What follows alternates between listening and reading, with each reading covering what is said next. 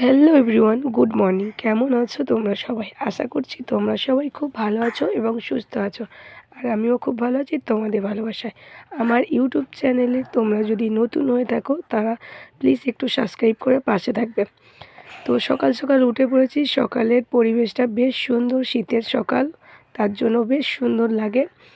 ঠান্ডা ঠান্ডা ওয়েদার। তো বিছানার হালটা খুবই খারাপ ছিল সকালে উঠে।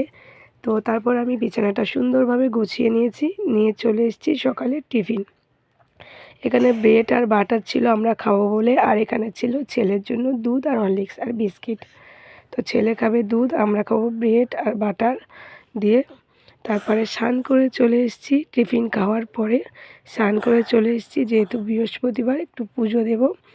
তো দেখো এখানে গোপাল সোনাকে আমি স্নান করাবো, তার জন্য আমি জলটাকে রেডি করে নিচ্ছিলাম। এখানে দিয়েছিলাম অগরু, মধু, গোলাপ জল, কর্পূর আর দিয়েছিলাম চন্দন। তো সেগুলো দেখানো হয়নি।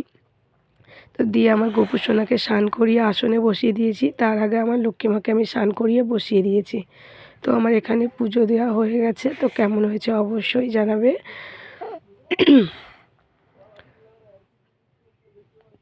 তো তারপরে দেখো দুপুরের মেনু নিয়ে বসে পড়েছি। তো আমার জন্য ছিল ওলকপি ভাজা আর মাছের ঝাল, আর এখানে ছেলের জন্য চিকেন।